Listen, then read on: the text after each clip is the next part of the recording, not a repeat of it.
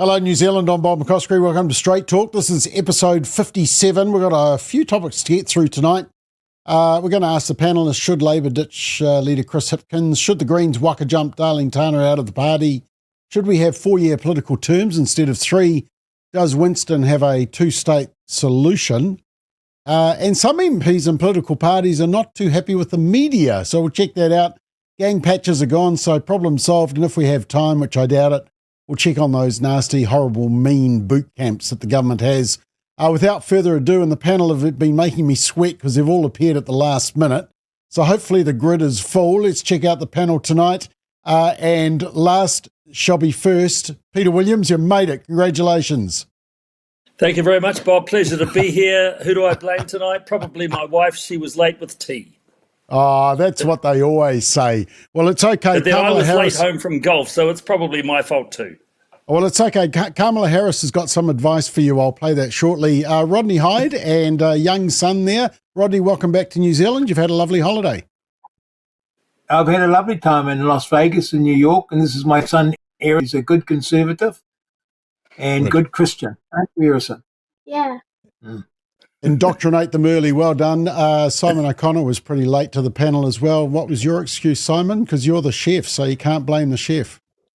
Well, I was the chef, but I'm not going to do like Peter and blame my wife. I value my life. No, I actually was just finishing an interview with a Finnish MP called Pavi Räsänen, and long and short, she quoted the Bible, and she is now in front of their Supreme Court for hate speech laws under their war criminal code. So tune into that podcast in the coming days.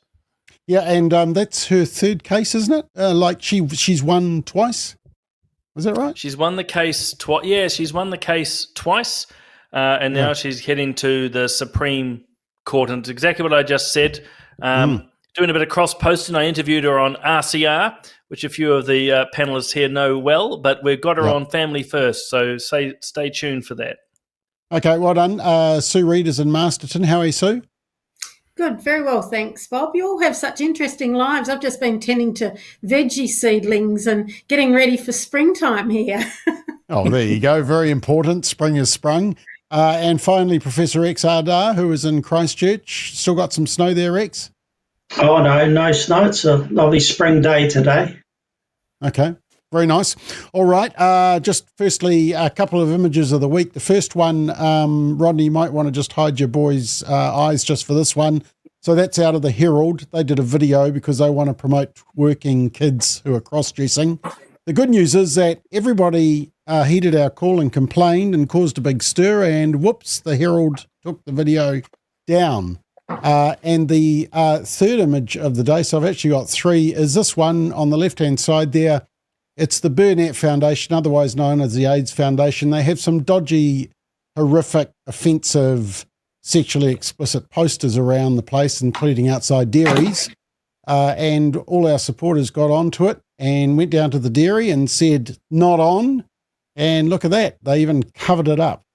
So it just shows that if you push back, you can get some success. Now, for the husbands on the panel, the video of the week is our dear Kamala Harris, who could be the next president of the United States. And this, I'm just playing this, men, so that you can really appreciate your own wife, because this will make you pull your hair out.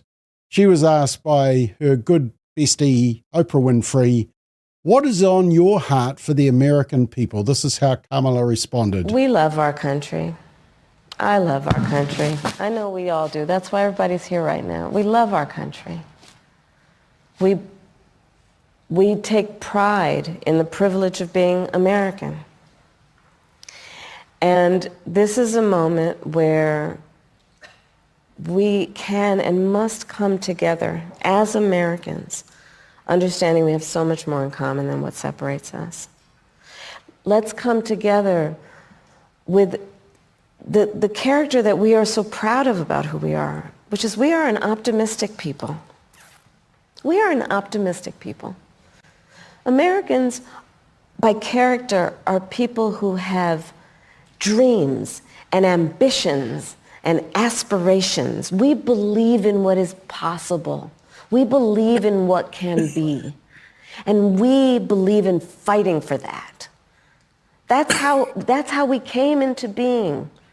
Because the people before us understood that one of the greatest expressions for the love of our country, one of the greatest expressions of patriotism is to fight for the ideals of who we are, which includes freedom to make decisions about your own body, freedom to be... Now, do you appreciate your wives a whole lot more? Well, how do you spell vacuous? How do you spell airhead? How do you spell word soup? I mean, the woman is just, frankly, beyond reproach, absolutely hopeless. And if America votes for that, then I just give up on humanity. I really do. What shall be? Makes Jacinda look good. Be. Yeah, I know. I was going to say something like that. Okay. Well, speaking of Labor, let's get straight. Oh, just a few comments did come through, just saying great job on Q&A yesterday, Simon. Well done. Oh, that was just me messaging you from a whole lot of fake accounts. Yeah. Yeah. Okay. Well, it did look impressive anyway. Good job. Anyway, okay. Latest polling on political parties. Look, not much action in terms of the parties. Bit of up and down, all within the margin of error. The Greens did fall a little bit because of all the ructions that are going on in the party. But the key part of the Courier Market Research poll was that Chris Hipkins slumped 6 points to just 12.6. In fact, his popularity is sort of going through the floor. Yeah, that's him. And this was his response to the polling. Oh, we got some video on that, audio on that, sorry.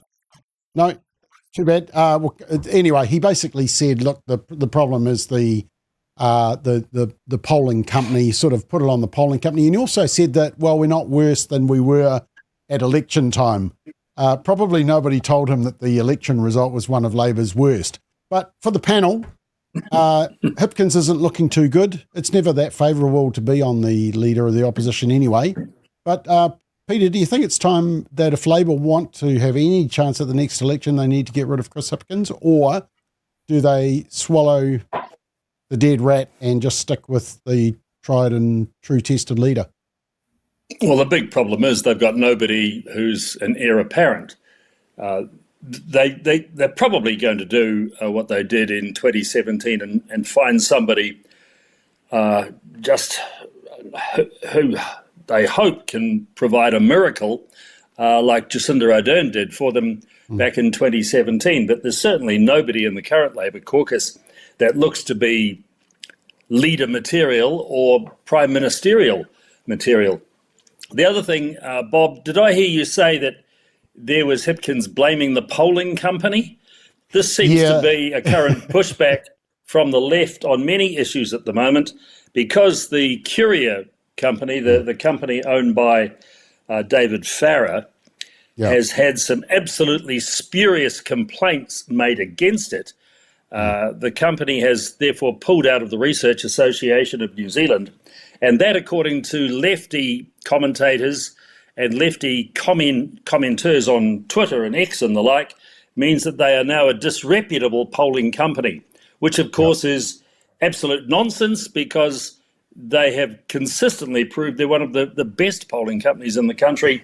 They just happen to be, or poll for organisations who quite often have right-wing views, therefore the left hate them for the numbers they come up with. But that's a pathetic excuse from Chris Hipkins. You do realise it was our question that got them in trouble, eh? Yeah. It was a question we asked where we said the Cass review in the UK resulted in the UK banning puberty blockers for minors. That's right, it was. Should New Zealand also ban puberty blockers for minors?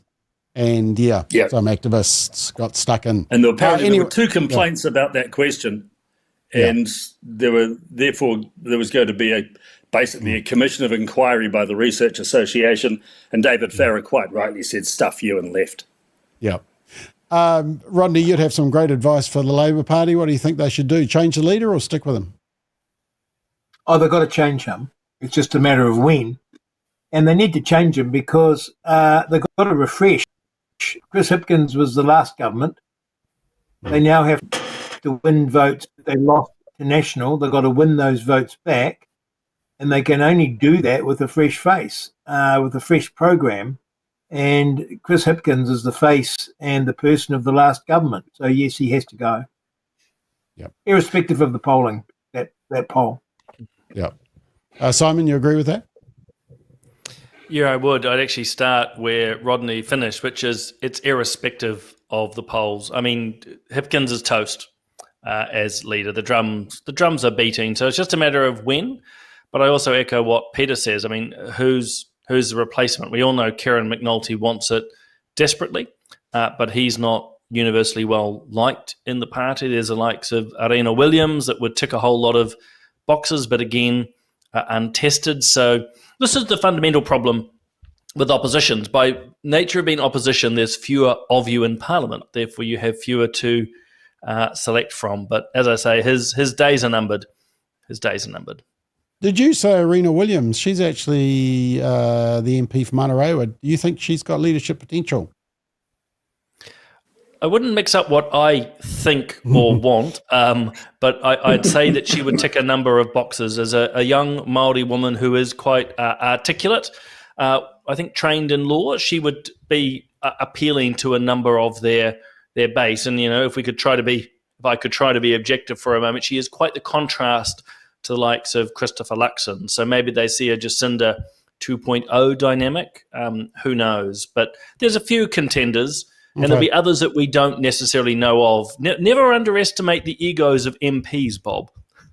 I'm just amazed. Arena Williams, I mean, at the last election, they had a panel in Manarewa, and she said that men could get pregnant. So I just thought she disqualified herself then, but maybe that's the qualification to lead the Labour Party. I'm not sure. You just played a clip of Kamala Harris, who's on her way to become the president of the United States. I rest my case. Sue, should they get rid of Hipkins?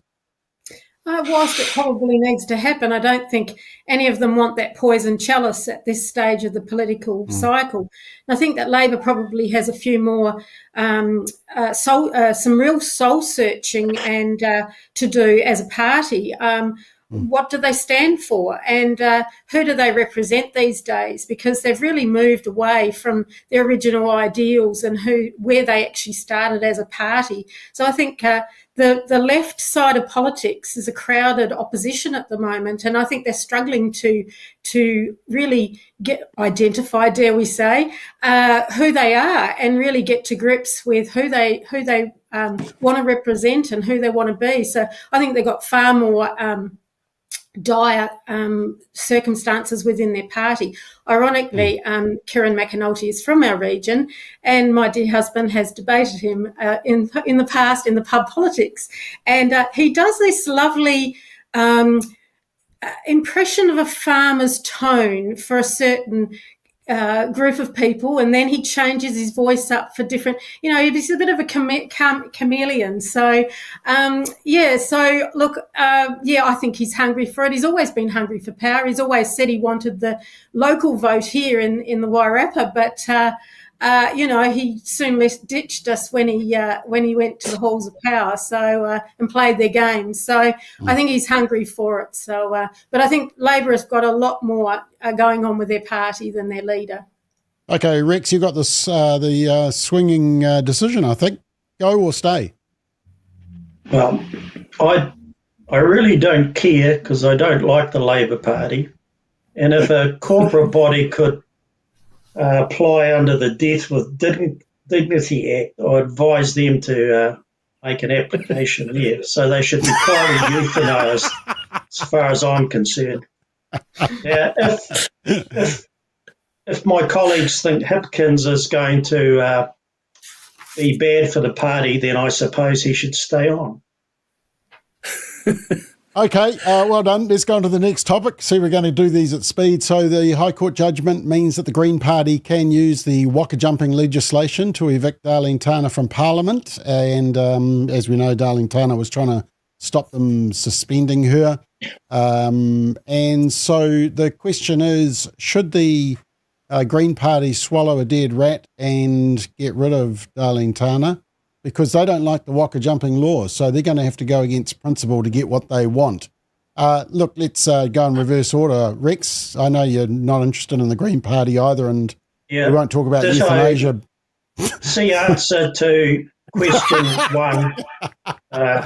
Again, another party that should be quietly euthanized is serving no good purpose in the body politic. Yeah. Far outlived their use-by date. And that's it. I have complete indifference and contempt for them. Okay.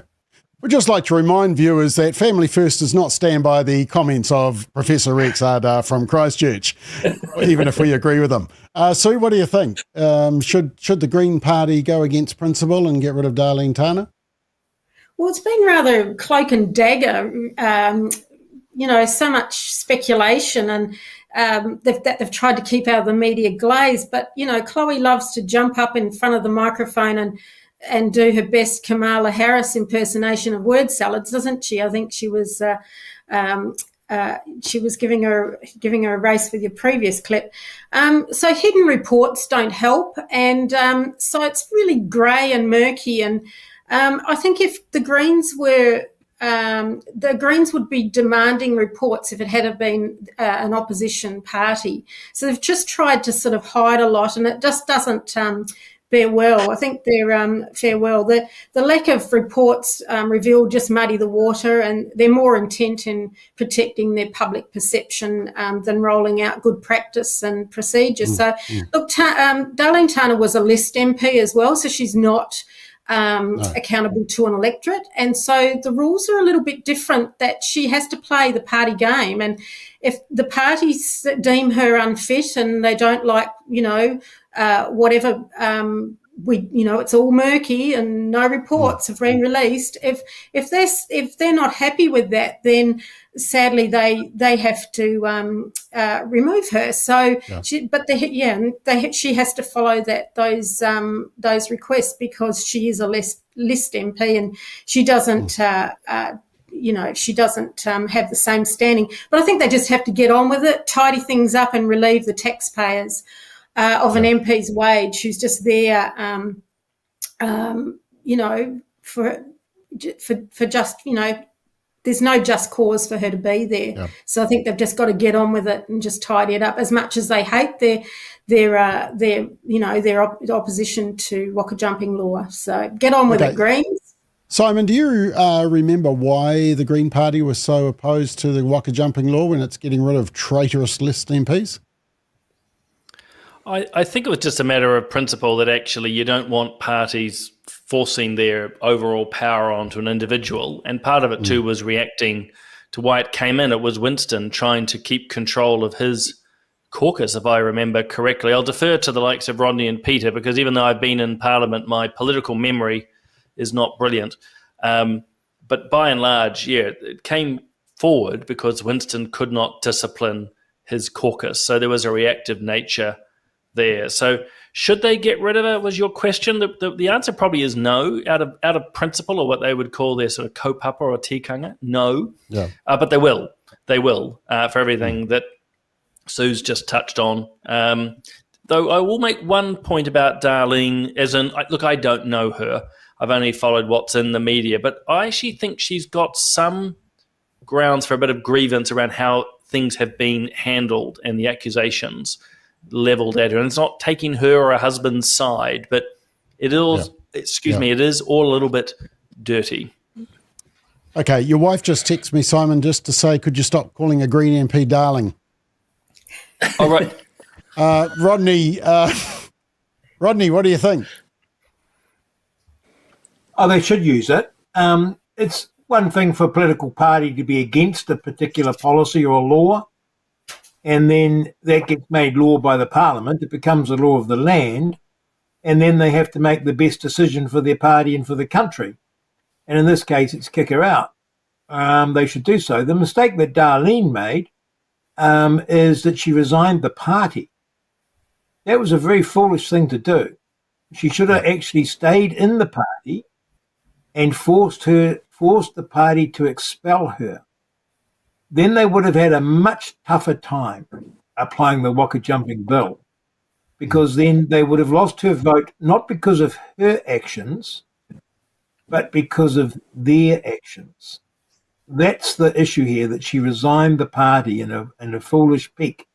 And this is also a consequence of having a beautiful Westminster system, which is just one of the great creations of human civilization, and grafting onto it a bastard MMP system, because we've taken what were relatively independent MPs and made them creatures of the party.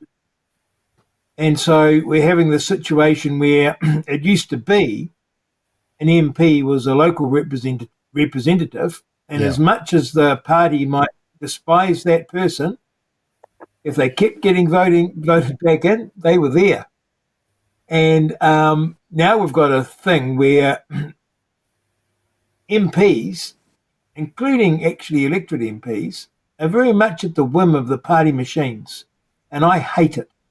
And I hate the Waka Jumping law, but that's because I hate MMP. Yep. But she should go. Okay, Peter? Well, of course she should go, but I don't know why. Why has she under so much pressure from the Green Party leader? Has it been proved that she actually did anything wrong? I mean, she's got a husband who's engaged in some dodgy practices, but has she been confirmed as having been a party to that? It appears as if she was just somebody whose face didn't fit with the Greens. The other thing is that if she goes, can she stay on as an independent MP, and therefore don't the Greens get another member of Parliament to keep their proportionality? So what you're saying is that if the Waka Jumping law is invoked, she goes from Parliament. That's right? She's Gomberger. Yep. Yeah. Yeah. But So you're how also come right, she's Peter, allowed that to stay another on as Green an MP independent comes MP? in. Yeah. Yeah, another Green she Party goes- comes in on the remember list. Yeah, but remember She has the to old... go, Pete. yeah, Sorry, but you remember finish the off, old Peter. Brendan Horan situation? I mean, Winston chucked him out of New Zealand first, but he stayed on as an independent MP for a while. How did that happen? They didn't have the Waka Jumping Bill. Right, that's, I that's get part of the you. reason And, they brought it and in. that's why Winston brought it in after that as a consequence, probably, of Brendan Horan. Yeah. Rodney, you had No, a comment just to make? Yes, there's been two attempts at the Waka Jumping Bill. First, after Winston's first round with his Maori MPs. Then it had a sunset clause, it fell into disrepair, and then it was brought in again by Winston Peters. She has to go, Peter. It's got, funnily enough, nothing to do with her employment situation or her business practices. She has to go under the Waka Jumping legislation because she's no longer a member of the party. So she resigned the Green Party. That was her mistake. Yeah. Right. And so the Waka Jumping legislation runs that the Green Party now no longer have the votes that they got at the election, and that Parliament has lost its proportionality because of her behaviour resigning the party. It's got nothing to do with whether she's been a good girl or a bad girl, nothing to do with that at all. She's no longer a member of the Green Party. Okay, let's have a look understood. at, good point. Let's have a look at some of the comments here. Trina says, yes, no, and no. The trouble is, Trina, I've forgotten what the questions were. Catherine says, she makes me sick. Oh, this is with Kamala. She makes me sick with all the salad dressing. Are people that incompetent that they really can't see how useless she is? Well, that maybe the states. Nancy Margaret says, thank you, Peter, for that cut vomit material. Now, note, I just want you to note whether it's female or male making these comments. Justine says, Bob, was it necessary to show us Kamala? I have no clue what she was saying, a waste of 30 seconds. And Susan adds to that, we'll never get that 30 seconds back. Neil says it's been said before, but the Labour Party's best hope is bringing back Norm Kirk, which could be difficult. Philippa says finding someone to lead Labour would be like pulling a rabbit out of a hat. Rosie says the Greens didn't want the Waka Jumping law. They fought against it, but they're going to have to use it to get rid of Darlene Tana. Oh, how the tide has turned. Joe says, can we adhere to rules? Tana must go. Betty says, Rodney, you look healthy, younger, and a smile. It will make you a winner. You're on a trifecta. There we are. Well done, Rodney. DA says, I'm watching this from convict land. That's Sue, that's your homeland, Australia. Hate to say this, but my old hometown is starting to become as stupid as the convicts. I think, are you talking about Wellington, DA? I'm not sure, maybe, or just the mayor. Betty says, sadly, too many freeloaders, removed now. Notice that was Betty that said that, not me. Ricky says, Rodney, I want you back for another 4 years. We could use another good bald head in government. Oh, sorry, I added the word bald. And Joe says, Tana needs to go. The rules are there. Why are we even discussing this? Joe, we're discussing it because it's totally ironic that the Greens have campaigned against something and yet they have to use it to, actually get rid of their MP. It's sort of like the Greens banning marijuana in their caucus room. It's just funny to think about. Okay, right, let's go on to the next topic. New Zealanders may vote on whether to extend political terms to 4 years. Are we really discussing this? Can you imagine 4 years of Rodney and Simon? Anyway, at the Bloomberg address in Auckland on last week, Christopher Luxon said the coalition government planned to propose a referendum for 2026 at the next election, and apparently it's in the coalition agreement. So this is what he said. Oh, no, that one. You said you'd like to extend the parliamentary term to 4 years. Can we expect a referendum on that at the next election? Yeah, well, all three parties actually in government are fans of the 4-year term, and actually I think the other opposition parties are as well. We haven't kicked off that piece of work yet because, as I said, we're very, very focused on these quarterly actions that we have each 3 months to get out the door, but that will come onto our radar, I imagine, fairly shortly. But again, across the parliament there is quite broad commitment, I think, from what you've, pre-election comments from all political parties about a 4-year term. Just remember, New Zealand is a bit of an outlier with Australia for 3-year terms. I think it can lead to some short-term decisions, and I think if a government's not performing after 4 years, you'd kick them out. Okay, so that was his argument. So I'm interested to know, actually, I'll start with the ex-politician. Simon, do you think we should go for a 4-year political term? I mean, the thought that we could have had Jacinda for 4 years and then possibly another 4 years gives me the heebie-jeebies, and I don't want to go anywhere near it. Should we have a 4-year term? Look, my personal view is 4 years is okay. I've always felt 3 is a bit too small. I sort of joke that you win and you spend the first year being delighted you've won. Year 2, you actually do something, and then year 3, you do nothing because it's election year. So, so I lean towards 4 years, but with 2 really important caveats. One is we don't have that many traditional checks and balances in this country. So you don't have a second House of Parliament, for example. We don't have a written constitution. It's unwritten. We have an increasingly activist court. So there are issues with extending. And the other side of it is any change needs to be well into the future, potentially even 6 to 9 years away. In other words, if there is a change, it's not for the next election, nor even the election after. There has to be an absolute clarity, for want of a better word, Bob, that this is not advantaging one side or the other.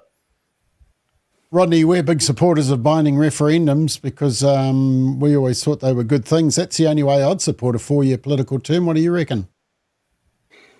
I'm dead against it. Simon's quite right. We compare ourselves to other jurisdictions having 4 years, but they've got proper checks and balances. There are none. Yeah. So 3 years mightn't be very long for a good government, but if it's a good government, we'll vote them back in. 4 years 3 years is far too long for a bad government. So no, if anything, we should shorten it. They should be actually taking a date. Actually, sorry, the point I didn't make my point clear. I would only support 4 years if we had binding citizens-initiated referendums so that there was a check and balance. Because I think 4 years of government without a check and balance is just disasterful. Yes, but and I mean, always ask yourself, who's in favour of this, right? The Parliament will never vote for a binding referendum. And, of course, Parliament would love 4 years. Why? Because they're the ones with the power. Yeah, well, that's what Christopher Luxon is arguing. He reckons that he's got cross-party support for this. Peter, do you think we should go to 4 years or 3 years is enough? Definitely not, because we want to be able to vote out bad governments as quickly as possible. But what you'll also notice that in my time as a voter and as a follower of politics, there's only been one government voted out after 3 years, and that was the third Labor government of Norman Kirk and then Bill Rowling back between 1972 and 1975. In other words, the electorate gives a government at least 2 terms, often 3, and that's been the way it's been for, over 50 years. So I think in many respects, governments already get decent enough terms in office, and frankly, if they do a good enough job in the first 3 years, they campaign, they get back in again, and then they don't need to have too much time settling down before they're underway with their legislative program. So in many respects, a government which is voted back after 3 years doesn't need to have too much of a pause before it carries on its work. Okay, Rex, 4 years or 3 years? Strong feelings either way on this, but it's going to go to a referendum. Is that correct? That's what they've said. Yeah. The referendum question will be added to the general election voting papers. So let that take its course, and let's see what the public decide about it. How would you vote? I could live with 4 years. Okay. But I think there'd have to be some really good public education campaigns about the advantages and disadvantages of both. There will, I'm sure, be some pretty strong funded opposition towards it. Remember Peter Shirtcliffe and his campaign against MMP back in, when was it, 1996? I'm sure there'll be some opposition along the same lines as that campaign. Yeah, well, maybe the argument is that, we have 4 years, but we also go to a slightly different version of MMP, maybe preferential like Australia. Yeah. Speaking of which, no list MPs. No list MPs. No, that's true. Sue, what do you think? Yeah, I was just going to say it must be the Australian in me that would like to see the 4 year cycle, because it's a natural political cycle like what Simon alluded to. However, with a very big but, Christopher Luxon's talking about referenda. He's talking about it at the next election. However, we still got to remember that we've had past referenda that haven't been attended to. The reduction of MPs in the House, of course, they're not going to vote for that, but that's what the people have asked for. They've also asked for some pretty tightening up of the rules around MMP, like you have alluded to as well. And so in that setting, we have lost we've got an instability in our democracy here in New Zealand that through the democratic process, because MMP has been reduced to mere numbers. You can have something go through select committee. You have it reduced now to token consultation. I've said this before. And then it comes back to the House. A bill comes back to the House, and it is on mere numbers. And that is just a dangerous way. It just frustrates me here in New Zealand. So I think around MMP, we've got to tighten up some things, and I think they should be focusing on some of those things that we have asked for in past referenda. And of course, I'm a supporter of binding referenda and multiple referendas throughout a term or at a ballot box, several things that we're asking people about, but it has to be binding because we are democratic. MMP just is not a robust enough democratic process for us. Rodney, when you were in Parliament with the John Key government, was this ever up for discussion? Were they talking about 4 year terms then? Not to my knowledge. No, I mean, I don't remember it being a public discussion. Okay. Wasn't an issue. Okay. And I mean, you've got to be very careful. You've got to be very careful as a government and a parliamentarian discussing elections, because elections rightly should belong to the people of New Zealand. And I get very irritated. This is a suggestion that's come out of the parties rather than something that's bubbled out of the people themselves, just like Sue's saying. Goodness knows. We have little enough say in it as it is, and now they're deciding, whether we'll get to vote on a 3-year or 4-year term. I regard it as a rather clever distraction. Yep, and that's why I was always a big fan of citizens-initiated referendums, because to even get it on the ballot paper, you had to get 330,000 signatures at grassroots level. It had to be an issue that people were concerned about and were fired up about. So there's been lots of those initiated referendums that have failed, never got anywhere near the 330,000. All right, let's just check the comments. Joe says no to 4 years. Oh my gee, 3 years is enough. Sunny Side Up says unless there's an upper house, no 4 years, thank you. Roger says, just referring to the Greens, as an ex-member myself of the Greens, I don't believe the Greens will invoke the legislation against Tana. That's interesting. So they're just going to let us sit around and have their vote? Maybe. Robert says, I really hope that we go for 4 years. Stacey says, we need 4 years like we need a new flag. We don't. And Charmaine says, a good government will get 6 years, but a bad one can be voted out as soon as possible. 3 years. And Robert reminds us that the UK operates with a maximum term of 5 years, which I always find, that's quite a long term. Just finally, Christine says a drunk spending government can do a lot of damage with a 4th year. So look, lots of views, and that will go down definitely to apparently having a referendum on it in 2026. And because it's a government one, it will be binding, unlike citizens-initiated referendum ones. All right, gosh, we're doing very well. We're up to topic 4. Just before we do, quick promo. If you're looking for news that you can trust, commentary on key family and social issues, and conservative conversations, go no further. Family First has them all. Monday nights, live at 8 p.m, Straight Talk with our panel. Tuesday mornings, live at 8 a.m, Solid Ground with Simon O'Connor. Wednesdays, watch for the latest episode of Pulse Point to drop. We watch the news so that you don't have to. Thursdays, live at 5 p.m, political playback with Bob McCoskery and Simon O'Connor discussing the week in Parliament and politics in general. Plus, there's regular episodes of social commentary with Mick Blogg and interviews on family matters throughout the week. You can watch these live and also on demand on our website, Facebook page, X, Instagram, LinkedIn, and on our YouTube channel. Finally, something worth watching that you can trust. Go to familyfirst.watch for more details. All right, we're up to topic number 4. And last week, the UN General Assembly adopted a landmark resolution calling for an end to Israel's occupation of Palestinian territories within 1 year. The resolution, introduced by the state of Palestine, supported by 124 countries, including New Zealand, demanded Israel's withdrawal from occupied lands, including East Jerusalem.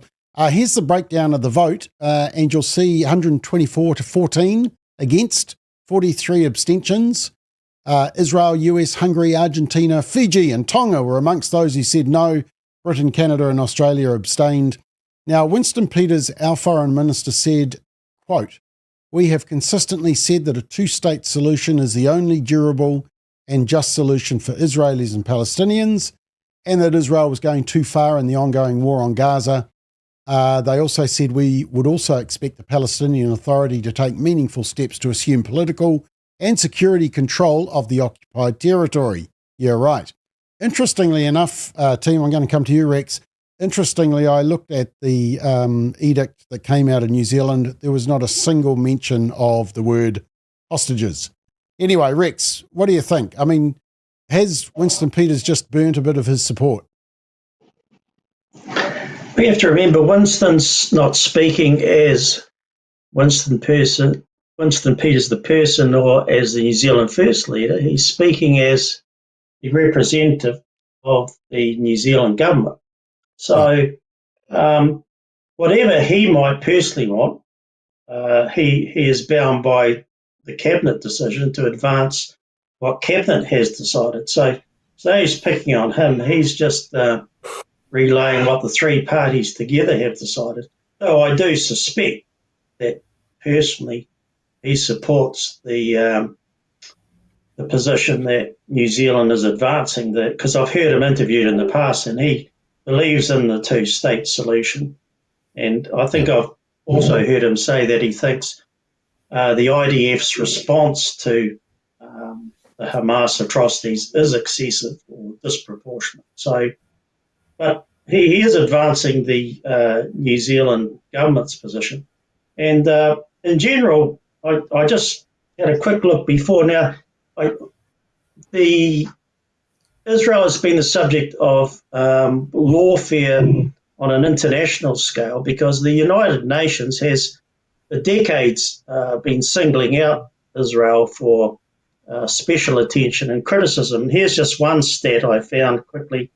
From 2006 to 2022, the United Nations Human Rights Council has passed 99 resolutions against Israel and 61 resolutions against every other country, including Russia and Venezuela, places like this. So, and this has long been the pattern going back decades now. The United Nations, whichever organ you want to talk about, particularly the General Assembly, which has, there are 39 Muslim majority nations of the United Nations and a whole bunch of African nations that tend to vote with them. So it's not hard for the UN General Assembly to come up with a resolution that's against Israel. So, and don't even start me on the International Court of Justice, which isn't much of a court either. Okay, Sue, do you agree with what Rex was saying? It's interesting that I don't know. Well, okay, Winston probably has to represent New Zealand now, and his role as foreign minister. However, I do remember him being very slippery with a previous interview with one of our fellow panellists, Cherie Trotter, who is all over this issue and shares some pretty heart-rending stories, information, facts of what's happening to Israel. Israel should always have a right. They're a sovereign state. They should always have a right to defend themselves. Winston is talking about a two-state solution, and he's reiterating what a permanent UN worker was stating, Carolyn Swalger, talking the only way to end this conflict is the two-state solution. Both sides need to return to negotiations to achieve this. And we would expect the Palestinian Authority to take meaningful steps to assume political and security control of the occupied territory. No one can negotiate with, they talk about two-state solution, but no one can negotiate at the moment. Who is the leader of Palestine at the moment? We've got Hamas and we've got Hezbollah, and even reports today of, in the last 24 hours, constantly Hezbollah has been attacking Israel. They're reaching further and further into Israel. No one talks about these things. They always ask Israel to be restrained. Over the years, they tolerated and tolerated and tolerated. The moment they fight back, the media all over them, no, and they always talk about this two-state solution. But you cannot negotiate. There is no credible leader of Palestine at the moment.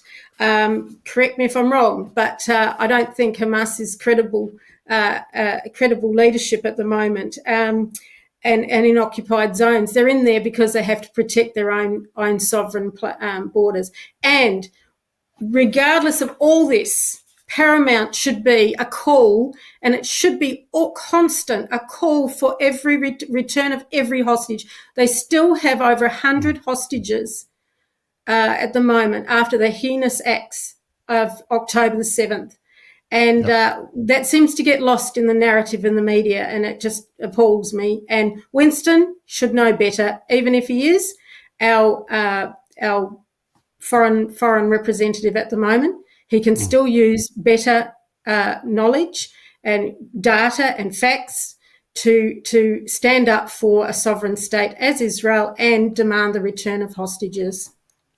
Yeah, I was just, it's coming up to the second anniversary, 7th of October. So it's been a whole year that those hostages are still there. Peter, do you think Winston is echoing New Zealand's views, or is it Ministry of Foreign Affairs and Trade? Where's he coming from?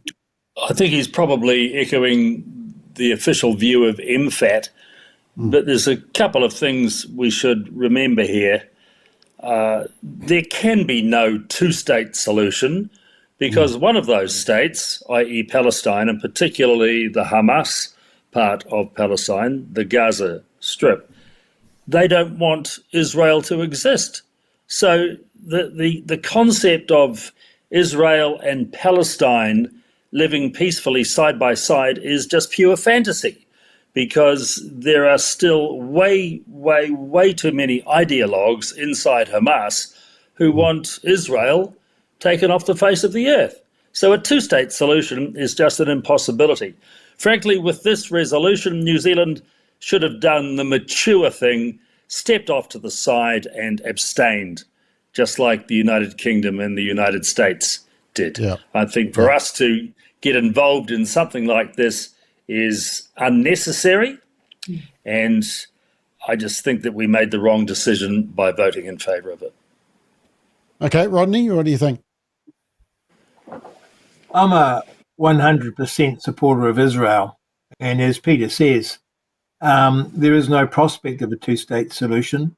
Hamas has the support of 80% of Palestinians. If there's an election tomorrow, they'd be voted in.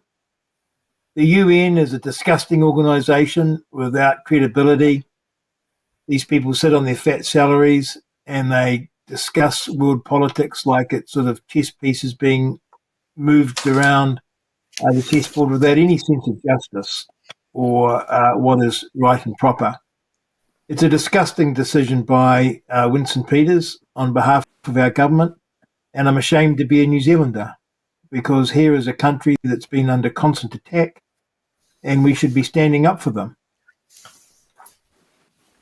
Okay, Simon, you've had a bit of involvement with foreign affairs and walked that delicate political line. What's your advice for Winston Peters? Well, he's made the wrong call here. Amongst many other reasons, our closest allies, the UK, US, Australia, Canada, abstained. That was the better thing to do. I think, unfortunately, part of this is linked back to a Murray McCully National Party decision back in 2016, where New Zealand actually facilitated what's known as UN Resolution 2334, a disgraceful decision where it basically, long and short, inflamed the situation between Israeli and Palestinian land. New Zealand negotiated that, facilitated it, and we supported it. Which was the wrong decision at the time, remains wrong, and our Israeli and Jewish community haven't forgotten it, but that will have influenced MFAT's decision with this vote. The other thing to bear in mind is it's the absurdities within what's been asked. So New Zealand and others talk about the Palestinian Authority. Well, last time I checked, the Palestinian Authority were butchered by Hamas in the Gaza. Back in 2004, 2005, they hate each other. They literally butcher each other. So the idea that somehow there's a Palestinian unity is beyond absurd. The next point is that Gaza and West Bank have had no Israeli occupation since 2005. And by the way, millions of New Zealand dollars and billions of dollars from around the globe have been poured into those regions. We don't see much of it other than tunnels and weaponry.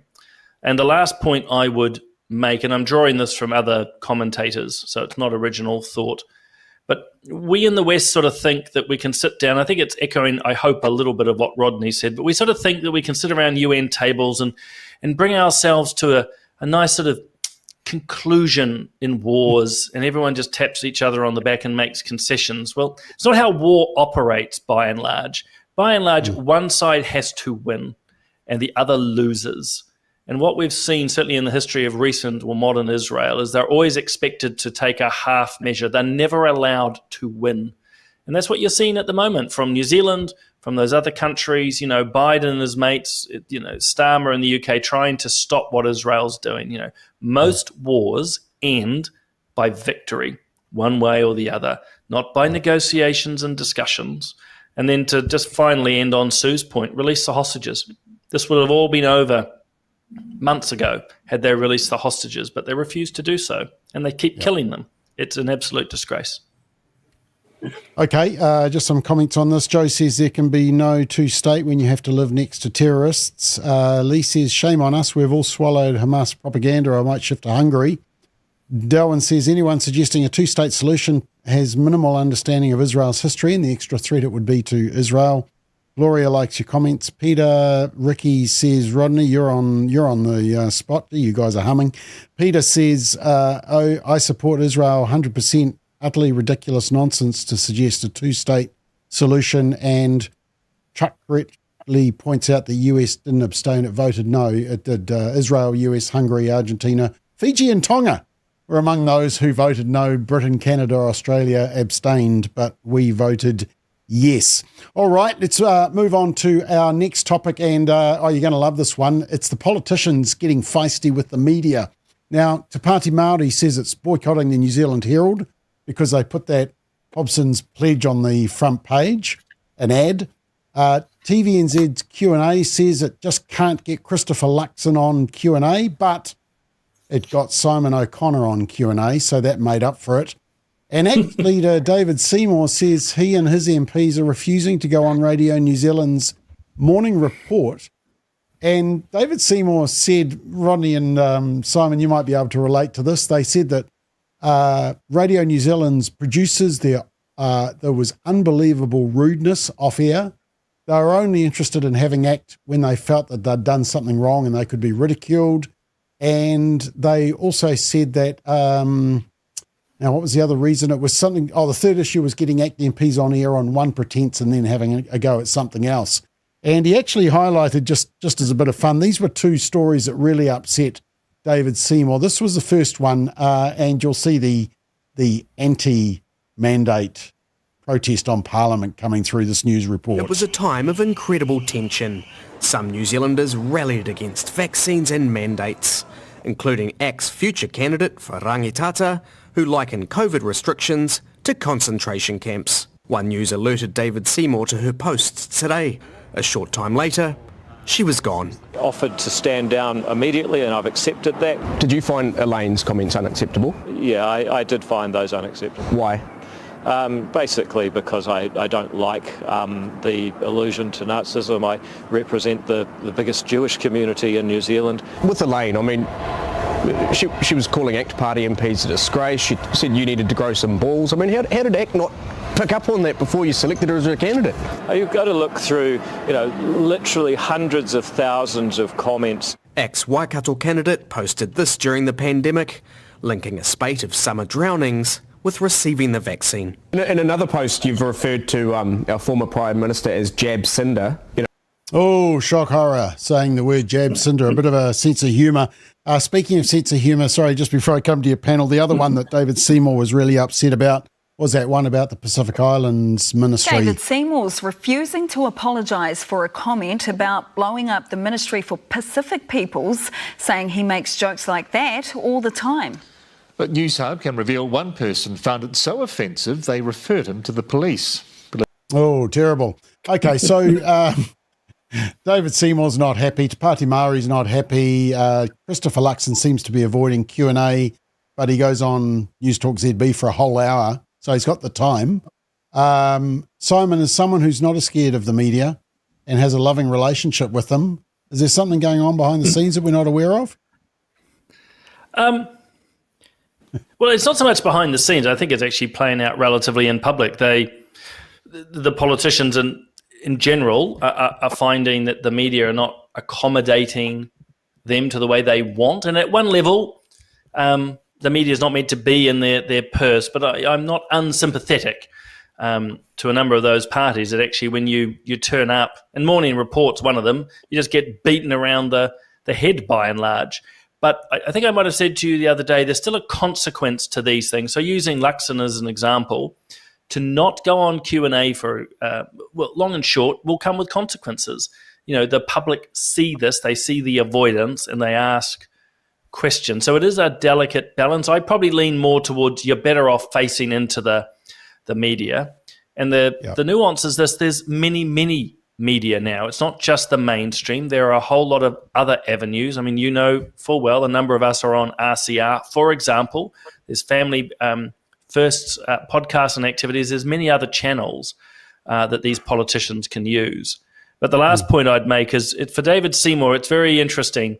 It's the contradictions, really, of a man who professes free speech, but he's got one rule for himself and a very different rule for others, and that's a slight aside. But long and short, the politicians should front the media, and when they don't, the public do notice, I think. Do you think, just before I go to Rodney, do you think, though, that the politicians are getting a little bit annoyed, just as the general public are, that it always seems to be a gotcha? It's not kind of a respectful, we want to find out your viewpoint. It's actually, we want to get you. Oh, absolutely. Look, I've experienced it myself. It's torturous. It's pathetic. It's stupid. I think by and large, a lot of media, not all, have taken a moral position on issues of the day. It doesn't matter if it's gender ideology, economic policy, or the Treaty of Waitangi. And if you don't accord with it, they'll beat you up. And so, again, I can understand why the politicians, by and large, are reacting the way they do. But I suppose I still lean into that they need to engage. That's just my take on it. Okay, do you agree with that, Rodney? 100%. The politicians front up are a disgrace. They attack them, they're partisan, they're stupid, they have inane questions, they don't let the politicians finish. Having said all that, the politicians should always front up. Why? Because they're accountable to the public of New Zealand. And when they're invited to give an account of themselves, they should be there. And what we truly love as citizens is the politicians that turn up on the most hostile shows against the most hostile hosts and give a very good account of themselves. Yeah. How good we actually Robert Muldoon when he would turn up and actually give as good as he got. But how much do we enjoy the likes of Donald Trump, J.D. Vance, Vivek Ramaswamy, turning up time and time again? Gosh, Donald Trump turning up to the black journalists in America and actually dominating the show. And you think, man, oh man, that guy's got nuts, right? And how pathetic is it for us to have a prime minister that's too scared to be interviewed by Jack Tame? Give me a break. Are you saying that Kamala Harris had a soft interview against Oprah Winfrey, and that Oprah actually was nice to her? Is that what you're getting at? I took it that Oprah Winfrey actually was wondering what the hell. I mean, I think Oprah Winfrey was embarrassed for the poor woman and embarrassed for her show and embarrassed for herself. It was so shocking. But no, my point is that people with leadership material always turn up. They always front. And the ones that are good can actually take it and turn it around and make their case. And I mean, Jack Tame, I mean, the guy's a pussycat. Yeah, Simon, he's a pussycat. All right, Peter, ex-media, what do you think? No, I'm not being disrespectful to Simon. Please, I'm not being disrespectful to Simon. What I'm saying is, can you imagine Robert Muldoon or Donald Trump being scared of turning up to be interviewed by Jack Tame? Or Helen Clark? Okay, Peter? One of John Key's great strengths, and the longer he's been out of Parliament, we know that he actually didn't have many, but one of his great strengths was his ability to deal with the media. He would literally go on any radio station, any television show that asked him. And I think his most memorable performance was against John Campbell. And I forget what the issue was, but it was a pretty hot button one at the time. And Key just absolutely demolished Campbell because he had the facts at his fingertips. and he was able to go all over the top of Campbell, and Key's popularity, which was already sky high, sort of headed towards the stratosphere. I have absolutely no respect at all for any politician that will not appear on a bona fide current affairs show or a bona fide radio talk show. I did that Magic Talk 9 to 12 slot for best part of 3 years. Jacinda Ardern was Prime Minister the whole time, despite repeated requests. She would never, ever appear. Even during the election campaign of 2020. Winston Peters was on every week. Grant Robertson was going pretty well for us until he somehow got annoyed with a question I asked him about the World Economic Forum, and then he spat the dummy and left. Nobody from the Greens would ever front. David Seymour would always front.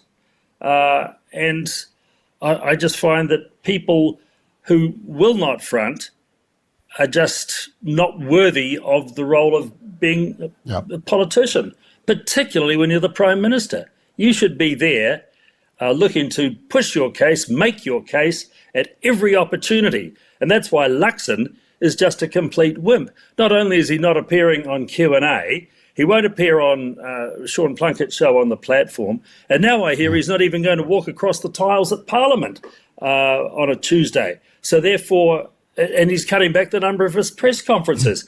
So what's wrong with the guy? Is he not prepared to face the public through the media? That's what the media is. It's the bit in the middle between the voters and the politicians. And Luxon, of whom I've got very little regard anyway, this non-appearance is just another nail in his coffin as far as I'm concerned. One of the least impressive prime ministers this country's ever had. Yep. Between 2002, 2006, when I was on Radio Rema Breakfast, I had Helen Clark every Tuesday at 7:50. People said it was the most riveting part of the whole show of the week. But I give her credit. She turned up, the Conservative guy against Helen Clark. I didn't agree with her. And she look at didn't her agree popularity, with me. Bob. Oh, well, that's right. It went through the floor thanks to me. Right. Sue, what do you think? I just want to go back to, just an aside, David Seymour saying that he represents the largest Jewish population in New Zealand, yet he's been very silent on the plight of Israel and the hostages. Oh, for goodness sake, I'd forgotten about that. But the other thing is that the media does go to Helen Clark. They go to her more and more, and her comments the other day about her frustration with resolutions. They go to her more than they go to Chris Hipkins. It just shows you how weak the Labor leadership is. That she just would wipe the floor with them. And I do remember Helen Clark also fronting to Leighton Smith on ZB too. She was just, you might not have agreed with her politics, but she certainly had a way to deal with the media and her messaging. So, so that's, I'd like to see a little bit of, backbone. Luxon had a little bit of, he was a bit feisty the other night on the news with the very highly excitable Benedict Collins. And, he almost swore. Yes. Yeah, but it's incredible. like he's got to do that. He's got to assert himself. And Winston Peters just uses humour and cheeky little remarks. And they've got to be able to, it's part of the job. You're communicating, as Rodney, I think, said, you're accountable to New Zealand people. You are our supposed to be our servants. You're representing us. And I think that they've got to, they've just got to manage it and get on with it. And the media are always looking for that gotcha moment. It's frustrating. It's childish and immature. And some really good journalists have gone, from the media stage. Okay, Rex, you got the final say. Any advice for the media or the politicians? Well, it seems odd to envisage a politician who's shy of the media. That most of the good ones want to turn up and be interviewed and be in front of the audience all the time. As for not wanting to go on Q&A, well, I don't know. I've never watched the show. It's on a Sunday, and I wouldn't appear on a Sunday, being the Sabbath. But I don't think it's a big deal missing that show, just what that's worth. Yes, although I don't particularly like Seymour much, you have to admire his forthrightness and his refusal to turn away any interview or any situation that comes before him. And when his treaty principles bill comes, he will be interviewed by every journalist, every possible station, even the Maori TV station. So he's not going to shrink back from them. That's the sort of politician you want. Yep, and he'll turn up to them. All right, we're out of time, team. So probably Simon and me will have to discuss a few of these on Thursday night for political playback. Q&A was worth watching on Sunday morning, wasn't it, Simon? Well, I'm feeling very sinful now after Rex's comments. I mean, another thing I have to add to my confession. I mean, this is going to take me hours. Thanks, Rex. You made it to church, though, didn't you? I told you that you'd get there in time. Oh, I sent my family on my behalf. Did you? Okay. Just finally, just two quick comments. Susie says, frankly, every other country can shut up because it's not their war. That's with Israel. That's true. Israel's the one who's defending themselves. And this is comment of the week from Stacey, who says, Trump dodges bullets, not the media. Lol. Yeah, very good. Well done, Stacey. Nice way to finish. Okay, thank you, team. You've done a great job. We got through 6 of the 8 topics, so we did 5 of the 7 topics, sorry. So we did very well. Have a great week. We'll be back next Monday night at 8 o'clock. Have a great night.